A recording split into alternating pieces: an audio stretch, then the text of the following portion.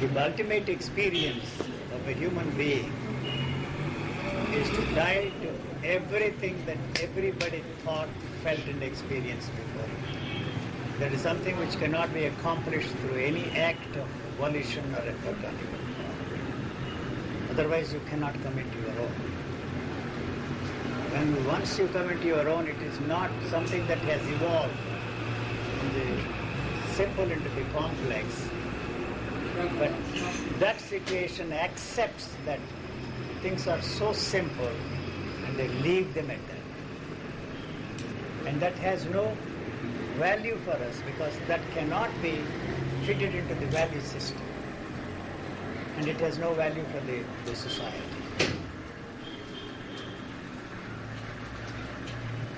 We come to terms with the fact that the human being is no different from the rest of the species on this planet. It's the expression of the same life energy. Whether it is a human being or the mosquito that is sucking our blood or a garden slug out there. They are all the expressions of the same life. I am not talking in terms of the Vedantic stuff, the oneness of life, the unity of life. Human being cannot be separated from the rest of life around him. It's an integral part of the whole. That is where the whole mischief started, when somehow the self-consciousness occurred in the human species. It separated itself, and that gave room to the invention of every belief, every fantasy, and the idea that we are created for some nobler and grander purpose than all the other species is responsible for what is happening on this planet. That is responsible for all the ecological problems. So everything we discover in nature will be used to destroy the very thing that we are trying to protect and save. It may sound as a very cynical statement, but that is the situation in which we all find ourselves in. Is there anything that we can do to reverse it, let alone save it? It is anybody's guess. First of all, we assume, to go back to your question, that there is an evolution, see. And there may not be any evolution at all. It is we who fix a point and another point and try to link up these two things and say that this has evolved out of that. It is obvious that the simple becomes complex. See, that we call evolution. But when once you arrive at a point where the complex has taken over the whole thing and tries to control everything, the thing that is so simple cannot be accepted by us. It is so simple that the complex structure is not ready to accept it. I don't know.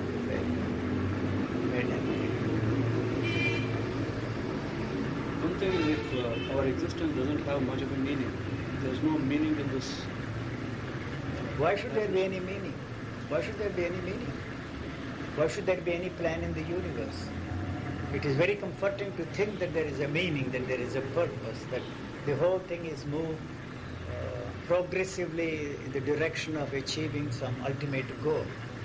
So the impossibility of finding out the reality of things which we have taken for granted makes us believe that there is an ultimate reality.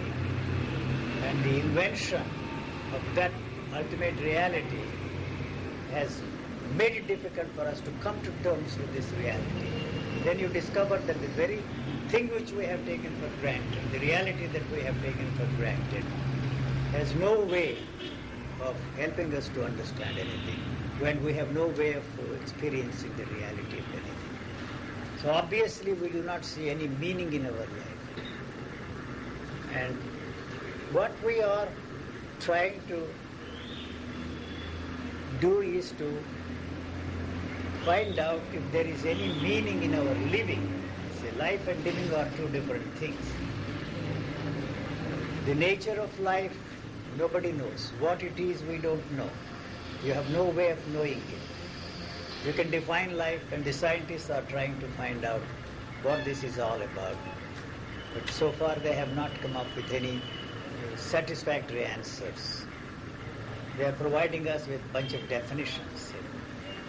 They are talking of the reality of the universe. And that is no different from what the metaphysicians everlastingly discussed and handed down to us a lot of all kinds of theories. So the scientific theories are no different from the theories that we have developed through centuries. Our admiration and faith in the scientists rests on the fact that what they have discovered has helped us to create this technological advantage. That's the only thing that we have. And all the progress that we are, I don't know what I'm talking about, the progress that we are proud of is not really a progress. The simple has become the complex. And there is no reason for us to be proud of the progress. I'm not discounting or brushing aside the progress we have made. I always give the example of the travel. You see, first time when I flew from New York to London or the other way around, it took almost 22 hours. A few years after, 18 hours, 12 hours, and then 6 hours. And now with the Concorde in service, we are able to do it in 3 hours. Very soon, if we put the hypersonic planes into service, we'll be able to do it in 1.5 hours. All this is no doubt progress. I'm limiting it to this specific example of travel, see, and how it has become very easy for us to travel. But how many planes we are using to destroy life and property. So do you call this progress? I'm not saying that we should turn the clock back and then live the way we lived in our times. In my own time where I grew up, we had only a bullock cart, not even a horse carriage. Now they have speedy cars, luxury cars in the same place where I grew up. So all this is no doubt progress, but what is there to be proud of progress? You see, it may be possible for me to cover a distance in 1.5 hours, and what do I do with that? You see, the time saved. And at the same time, all the laws that we have discovered are used by us to destroy the very thing that we depend upon. That's all that I'm saying. So the ecological problems cannot be solved that way. That's the reason why anybody who wants to talk about the ecology, I tell him, shoot those bastards on site and at site. They are not really interested in solving the problems of ecology. You can have a Save the Planet Day. They had it in the United States. Boy, it was a media hype. The next day everybody forgot about that. And my point is that to be concerned about this is not really based upon our demand to do something about it. See, there's not much that we can do about it. This human species that has survived for millions and millions of years can still survive in any adverse circumstances that we will create through our ignorance, our stupidity. A few species might go, so what? If what they say is true, what we have on this planet, the animal species, 95% of the animal species that existed before us are not there anymore. And the species, the animal life, if you take into consideration, only 0.5% is what we have today. And what makes us think that the human species is so important? Why is it so important? That's because we think that, as I said, that the whole thing is created for our benefit. And we have one thing called thinking, see, the thought. Thought is born out of this self-consciousness which occurred somewhere, and why it occurred, when it occurred, that's not our question. It is there, and out of that the thought is born. The thought is a very destructive instrument. It's a very violent thing. It is interested in protecting itself. Anything that is born out of thought is destructive. So religion was born out of this divided state of consciousness. And every instrument we have has come out of that. See, the thinking, religious thinking, all the political systems and ideologies have come out of the same religious thinking of man. There's not much difference. We may condemn and destroy religious institutions, but the political institutions are nothing but the abortive outgrowth of the same religious institutions. So whether it is a scientific discovery or religious thinking or anything we do to create peace in this world is born out of the same thought. See, that's the reason why I say it is fascist in its birth, in its content, and in its expression and action. What is the alternative? There is no alternative. There is no alternative. Thought cannot free us from thought. So far, you see, it does not mean that we should develop a new line of thinking, use thought for peaceful purposes, but nothing good can ever come out of thought. In that way, we are doomed. See, this is not my doom song, and I don't think there is anything that we can do to reverse it. The answer to that is not in the thinking of man, as I see it. I may be wrong, but this whole thinking has come out of some neurological disorder in the brain. Why there was a neurological disorder in the human brain, I cannot say. One of these days, they will help us to find out why there is a neurological disorder. So anything that comes out of that is very destructive. The one basic question which we have to ask for ourselves is what sort of a human being we want. For centuries, whether it is Oriental culture or Occidental culture, we have placed before ourselves the model of a perfect being. Perfect being is the model of the spiritual teachers, whether it is Buddha or Jesus or Muhammad or the great teachers of India. And this culture forces us all to fit into that framework and be like them. It is just impossible to be like by them.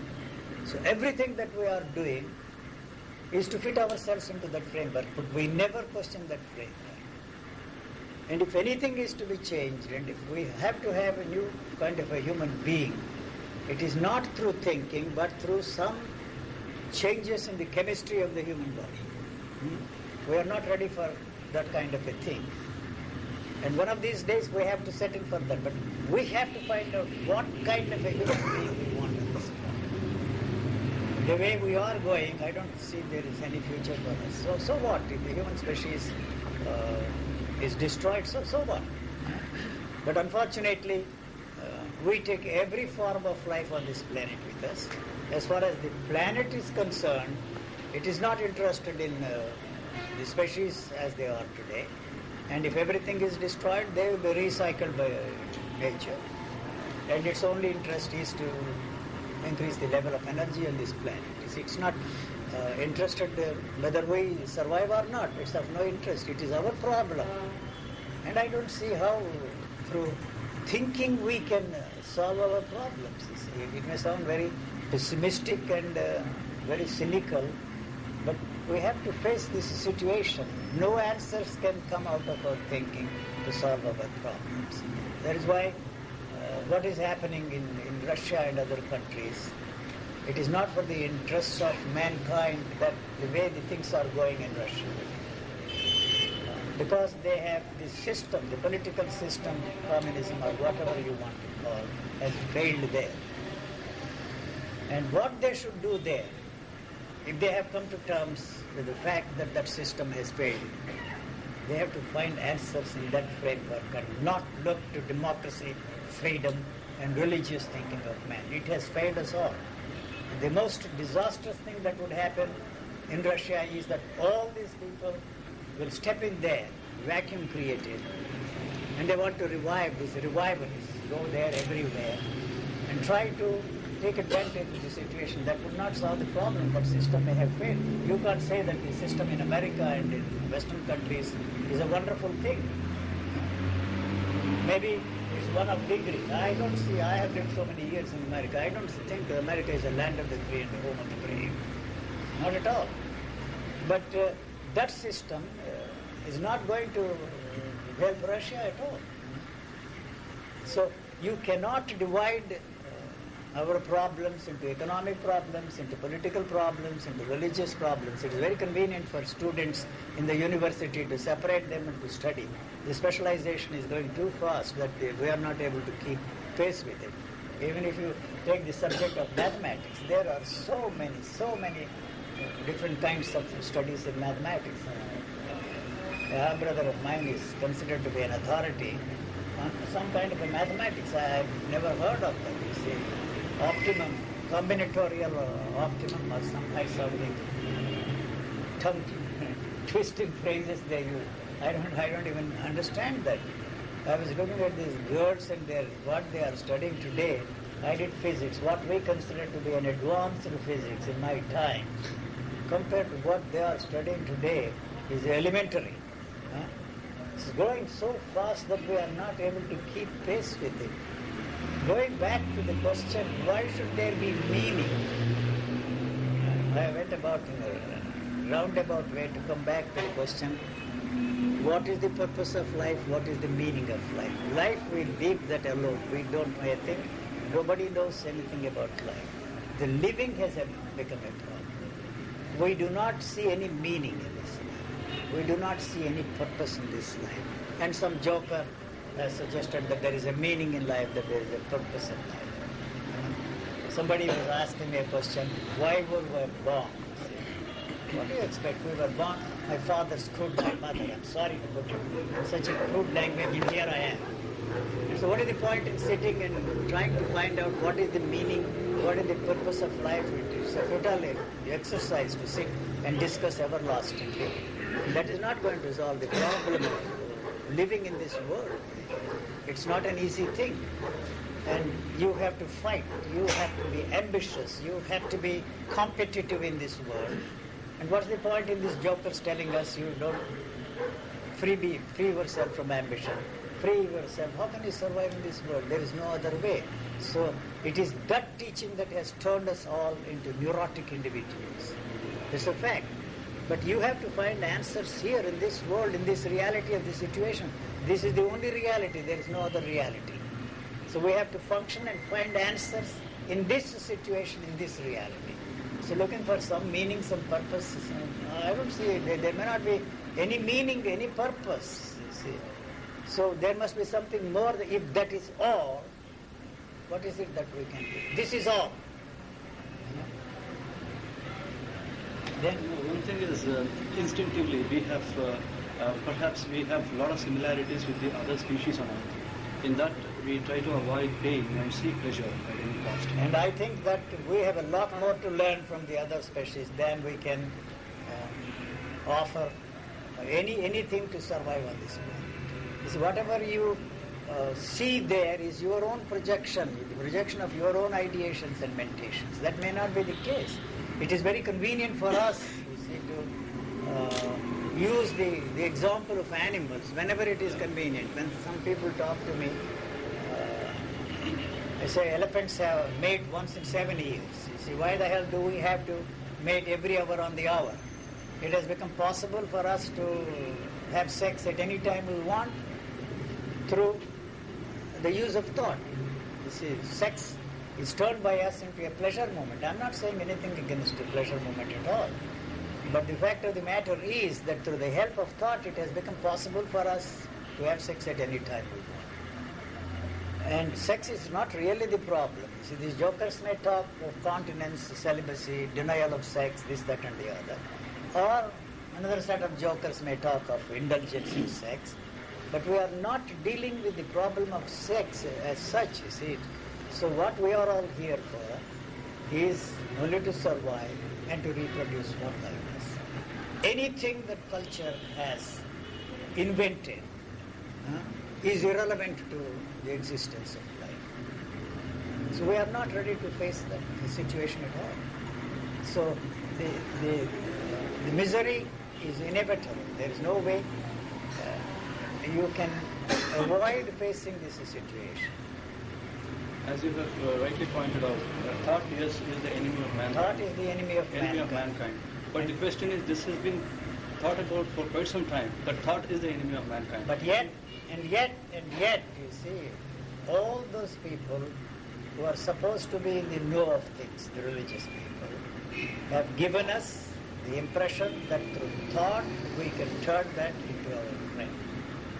What do you talk about this concept of nirvikalpa samadhi, where thoughtlessness is going on? Assuming for a moment that there is such a thing as nirvikalpa samadhi,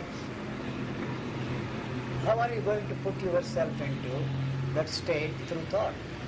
I want to know. You are trying to create a thoughtless state through thought. We can kid ourselves and tell ourselves and others that there are moments when you experience a thoughtless state.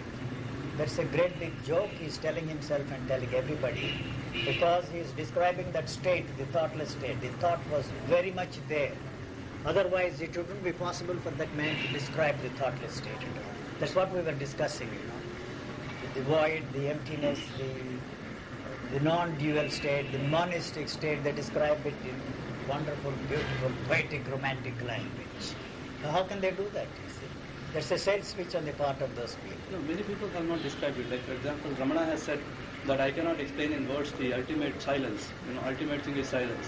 But the question is, even when they experience silence, it is not that they are telling in so many words. They say that so many minutes, as it is recorded by chronometer, they say that the reading of the chronometer is yours. That is at the end. You are reading there. Whatever the chronometer has registered right. there, you are reading. Right, sir. So how can you say that that is exactly the way the things are happening?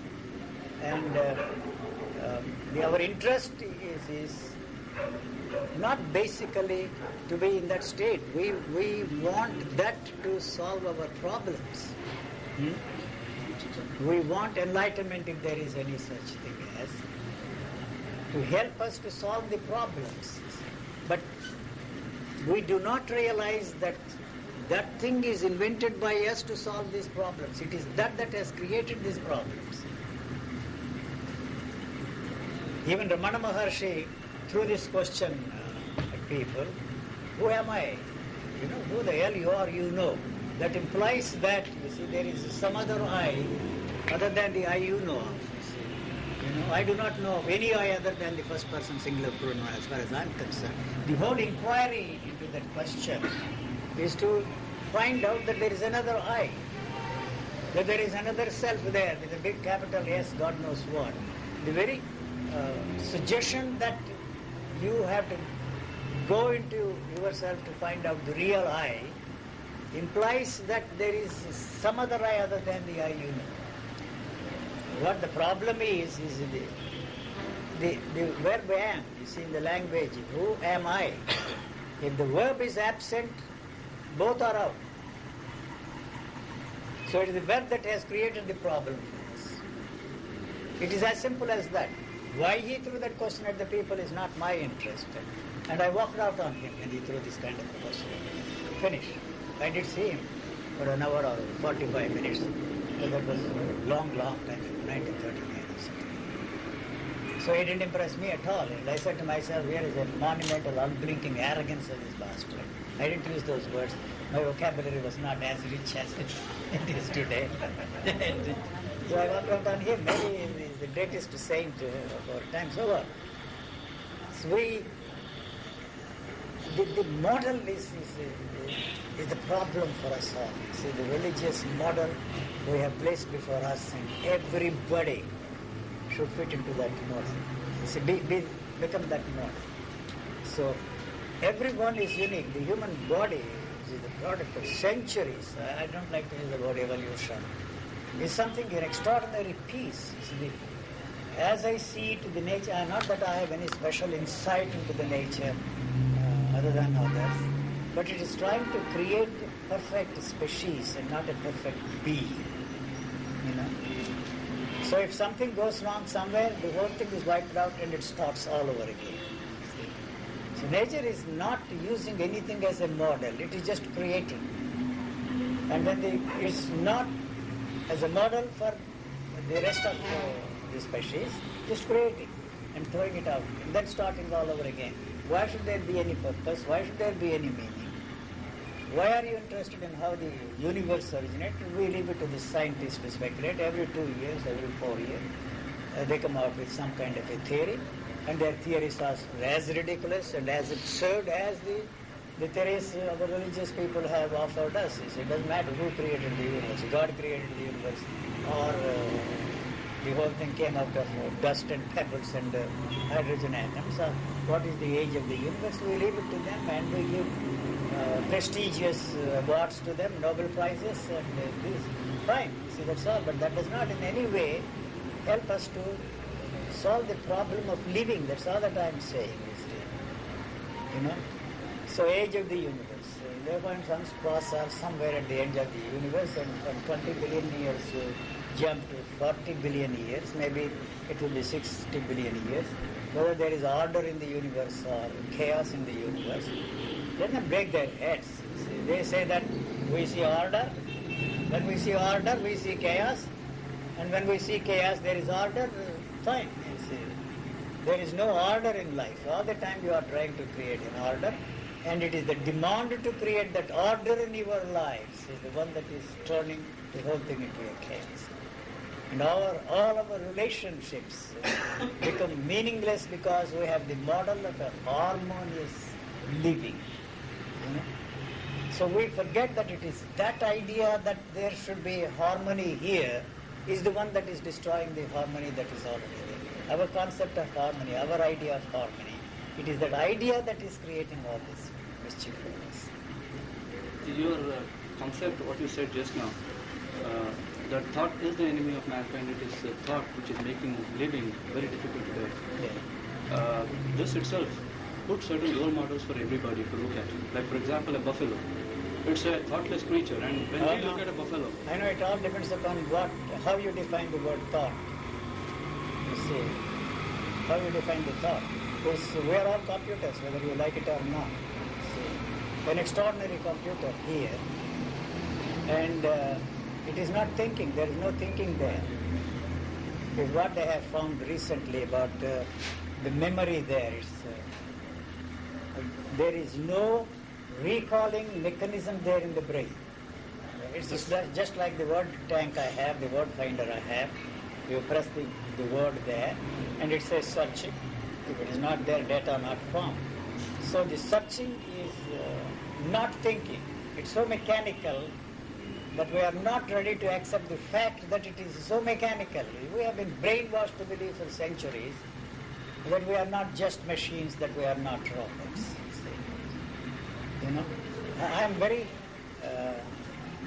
much interested in what they're going to do with this idea of putting thinking into these computers. That would be the most disastrous thing, and that would put an end to the usefulness of the computers. The moment you put this thinking mechanism into the computers, because they will be like us, you know, throwing out all the funny products of their thinking, or even to introduce the biological element into this thinking. They are extraordinary pieces. We are no different from that at all. Huh? The thing is, as you have said that, the animals, like the memory itself was missing for a buffalo. No, the memory is not missing. See, the use of the memory to achieve a goal is absent in the animals. That's all that I'm saying.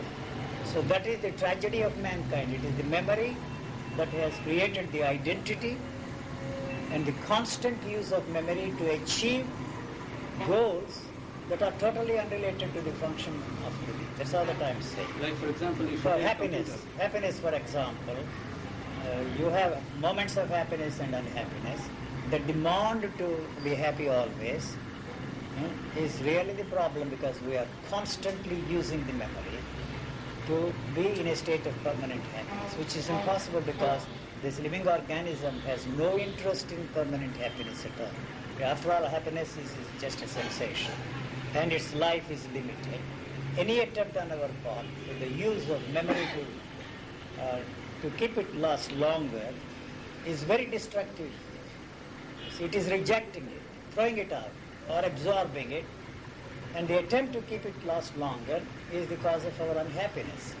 See. So we are not ready to settle for some moments of happiness and some moments of unhappiness. And it is there that all these religious people step in and tell us that there is something that you can do to be eternally happy, to be in a permanent state of happiness. And it is that is creating a problem there for us. So we are ready to settle for some moments of happiness and some moments of unhappiness. Just fine, that's all that is there, or pleasure and pain. See? So the demand for permanence is the cause of pain there, the cause of unhappiness. There is no such thing as permanence at all. It's constantly changing.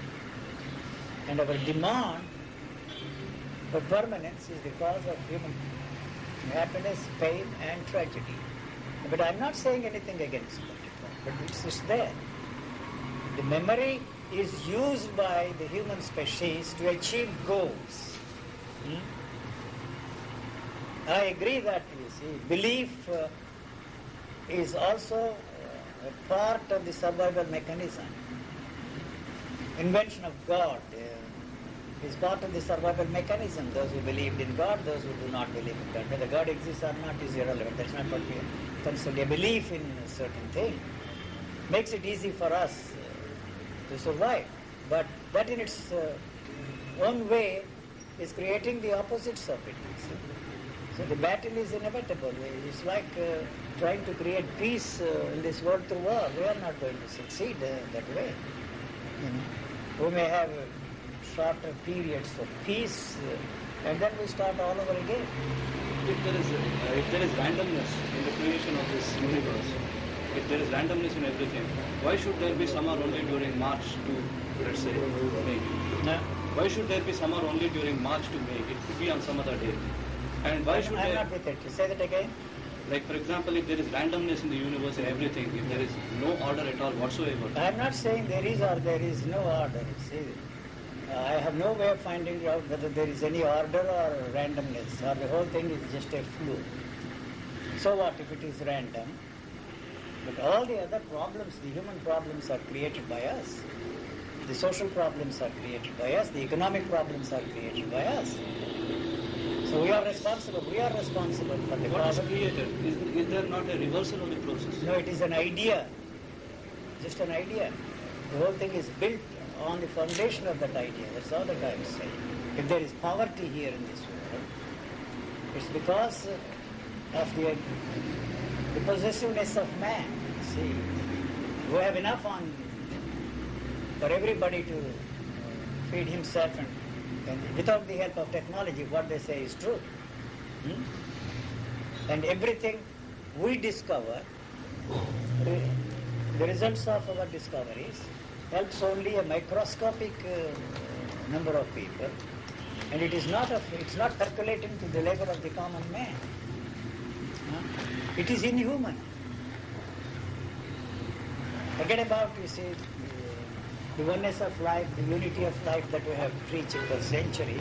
It is inhuman to see a fellow being starve. I'm not saying that, what are you doing? I know you will ask me the question, what am I doing? I have not set myself up to save the people of mankind.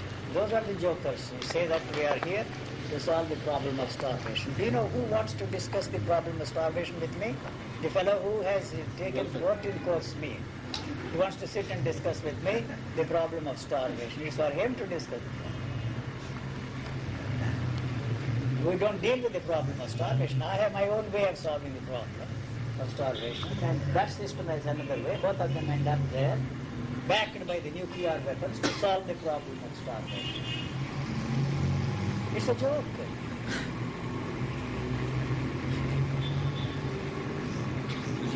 Yes, sir. Just a while ago, I said talked nothing. about chemical changes. Yes. Changing. Which seem to have happened to you. No, don't bring me into the picture. You see, that way. Why do you say it? That's What what. is the use of saying it? That's what I say. If you are real, you are the one that is talking of changing the whole thing. I say that we have not succeeded so far because nothing has touched us so far. Take for example,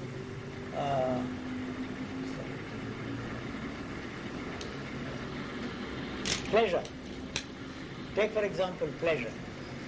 Pleasure is a hormone. If you accept that, the whole ethical culture collapses. Are you ready for that? We have to have certain, social norms. Here, the cars move in the opposite direction, right side and left side. And you can't come here and say that I want to drive the way I do there in Holland. That is too ridiculous and too absurd to do that. So these are all simple things for practical reasons. We have to accept and stick to them. There is no point in trying to prove that you can do whatever you want to do. That is not right. So if that is what you want, if there are thieving tendencies in you, if you want to correct the man and free that man from thieving tendencies, all this preaching, thou shalt not steal, has not touched anything there. If for some reasons you want to free him from the thieving tendencies, the only way you can do is to deal with the hormones, you deal with the genes there. At the same time, there is a great danger. I am not saying that it is as easy as I am suggesting it, you see. When once you perfect the genetic rearrangement of things, you will hand it over. You can't trust all these scientists. You see, they are there not for humanitarian reasons, for their Nobel Prizes. That's all that they are interested in. And the state will take over. It will be a lot easier to force us to do things. Still, I don't understand about what kind of chemical changes you are talking. If you are a chemistry there, nothing else is there. If for some reason you want to change the human being, I'm not interested in changing the human beings at all. You are interested in. You are fitting them into a model. So if that is what you want, all that you have done so far has failed and it is not going to end. If for any reason you want to change the man, this is the only way. What will he look like? What will He will look exactly the same way you look like. as he is now? Yes, he certainly. So The actions the world will will not be the actions will be different. Are you really concerned about the world? You don't talk about the world to me. I'm asking about You are myself. not interested in the world. I'm asking about myself. I am telling you, you are not interested in the world. You are only interested in changing yourself. You are here because you want to listen to what I am trying to put across. Use that to bring about a change in you. And what I am saying is that there is nothing there to be changed. There is nothing there to be transformed. That there is nothing there to be free from. Then why did you talk about chemical changes? If for some reason you want to change the human beings into better, not you, you don't give a damn. You are interested, you don't give a damn for your fellow being or for the world. You are not interested. But those who are interested in talking about this nonsense, I am telling them that's the only way. This you have not succeeded so far. And you want to live in hope that one day you will create a paradise on this planet, just fine with me. I'm not talking about What is it that you are trying to change yourself into? I am not trying also. What are you doing there? Why the hell you are listening to anything? I'm asking what you try to point out. I am trying to point out there is nothing there to be changed. If for some reason you want to bring about a change in you, the only way to do it is through the drugs. That's all. Why not through yoga and The meditation? yoga will destroy more what is there. The meditation is destroying the chemistry of the body. The damage done by these meditations is far more disastrous than the drugs that the people are taking. One of these days, he said, come, I'll tell you, show that meditation is evil and it destroys the chemical balance of the body. It's a war that is going on there. It's a battle that is going on there. And for some moments you may experience what you call peace, which is the peace between the two wars. The yoga system is forcing the flow of energy in quite a different way, the normal flow of the energy that is there in your body. If you really have practiced yoga, you will discover that it is exactly the opposite of what you are trying to do. You forget about Yoga Sutras, Patanjali Yoga Sutras. Let them make money because there is a market for yoga there. Naturally, these people go and teach yoga.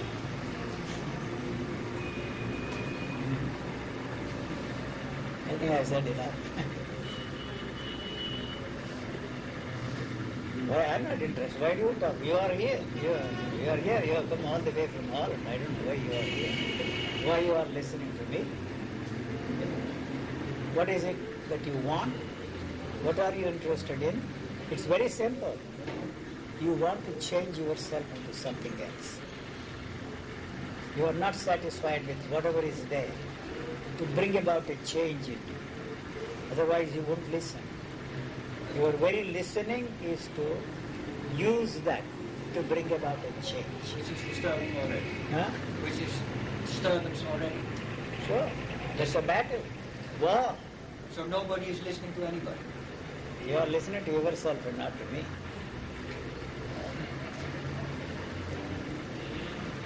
There is listening. No art of listening. The listening is just noise. That's all. You will be surprised how this living organism is functioning. When you are saying something, I think you are saying things in English language. This listening mechanism that is there is not translating while the listening is going on. It is just noise. It is the computer that is there, the memory bank, the data bank that is there, that is translating in its own way and coming out with the answers. While you are listening, you cannot translate. The listener is the one who knows the language and then is translating while he is listening. Huh? Like I have a word tank, 12 languages there are translation. Small card, visitor's card size, 12 languages. It translates so quickly. And you are no different from that. The listener is the problem. You will be surprised. The listening, there is no translation while the listening is going on. The listener knows English. The listener